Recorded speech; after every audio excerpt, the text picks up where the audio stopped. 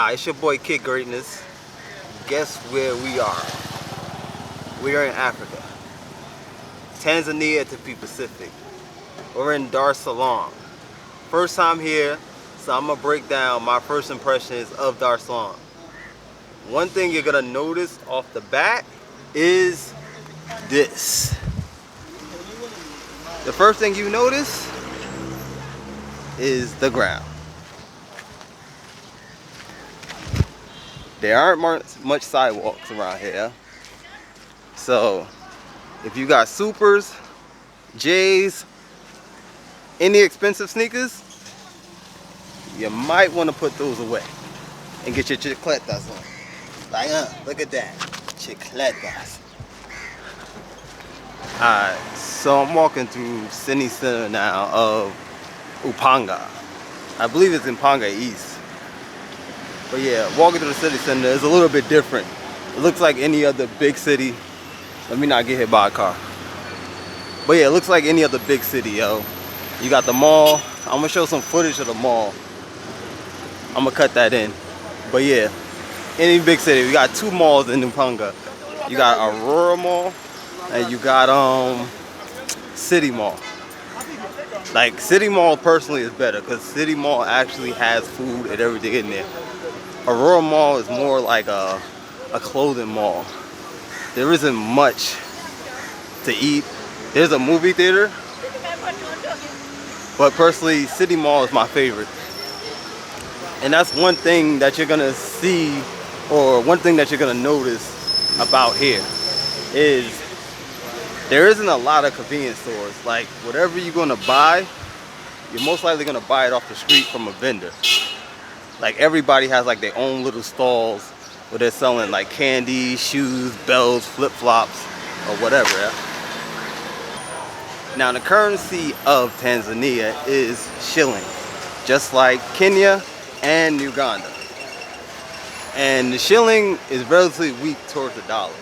You get 2,300 shillings for every US dollar. So the cost of living, if you're exchanging from dollars to shillings, is pretty good. And everything's relatively cheap. I think even for locals, things are pretty cheap. Alright, so I showed you a little bit of around town here.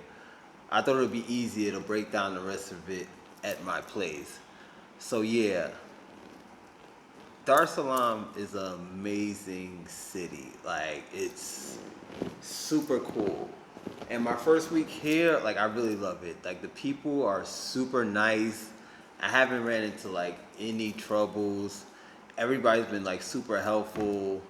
And the English proficiency level is pretty high here.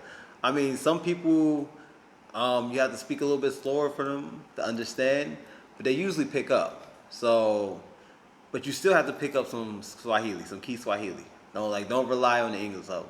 Don't rely on your English. Key Swahili is not that hard to pick up. It's a really simple language. They only have some kind of like intricacies with the noun classes. I don't want to get too much into detail, but the language is really easy to pick up. Like, I studied it for like probably like 2 weeks, and I can understand certain things. I can ask for food, ask for water, stuff like that. So don't be afraid of the language. The language is not super complicated.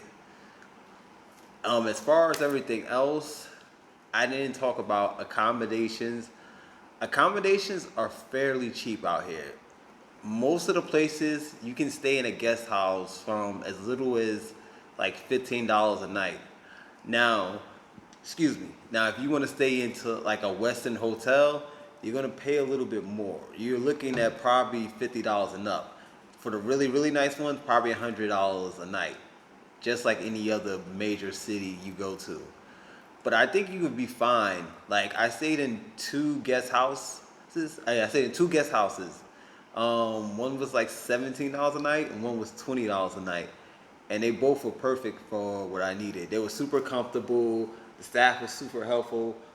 Personally, I like the Upanga area because you have two big malls. You have Aurora Mall, City Mall here. And it's fairly easy to get whatever you need. There's a bunch of restaurants. Not to say that The Masaki area is not easy to get what you need, but I'm personally just a city person, so I like seeing the chaos. Like you see me walking through the market, like I live for that. Like what is going on with my hair? I don't understand why this hair is sticking up. But yeah, personally I like the chaos. That's why personally I come and stay in the city. That's usually where you get the true vibe of the city too. Like if you stay in the tourist area, you get a different vibe. It's kind of like Bangkok when you stay only on Sukhumvit. You're gonna have a totally different vibe if you left Sukhumvit and you went into like the smaller towns or the smaller areas. Like don't just stay in the tourist area. Branch out, see the city district, like the central business district, the city center, and also see outside of that. See like here you got Kinondoni, which is like that's more like a rural area. It's kind of still city. It has a city side, but on one side is more like locals. Like you have the small little restaurants outside and everything. So that's why I say when I travel, I try to, what I encourage people to do when they travel is branch out. Don't just stay in the tourist areas, because you're gonna be around tourists. You're not gonna meet locals that much. And then the locals you do meet, they're gonna kind of be like try to get to an area where locals are, so they can actually tell you, like I'll give you an example. I went to this like little local restaurant and had a conversation with a guy, and he broke down certain things that like I would never even thought of, or I never would have thought it to ask somebody, and he broke it down to me. And you don't tend to get those. Sometimes you get those experiences in the tourist areas. Food is cheap. Like I'm gonna cut in when I was actually in the mall ordering some food. Like today, I ate some chuzi, which is like some beef stew, which was like excellent.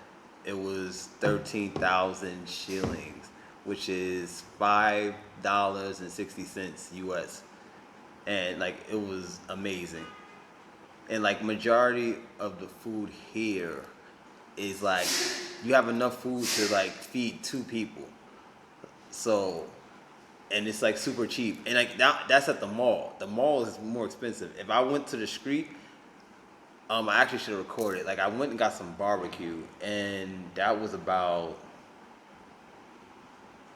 like 10,000 shillings, and it was a big plate. Actually, I might go back there and actually get the food so I can actually cut that into this video, but I don't know yet if I'm gonna do that. But yeah, accommodations are super cheap. The people are super nice. The food is cheap and good, and the nightlife is kind of crazy. But the nightlife is good. I'm still exploring the nightlife, so I don't want to give my final verdict on the nightlife.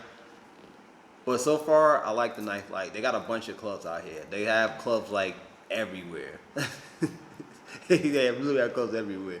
I'm finding a new club every day.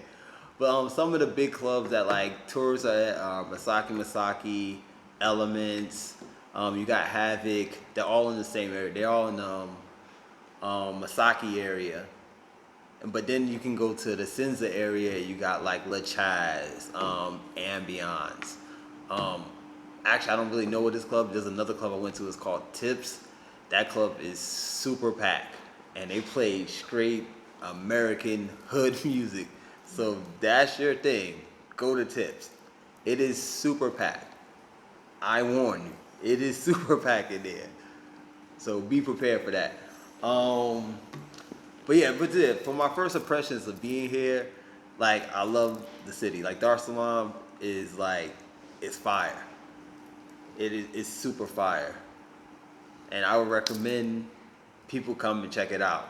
I'm gonna be dropping more videos as I stay here longer, but I just wanted to give this video for my first impressions of my first week in Dar es Salaam.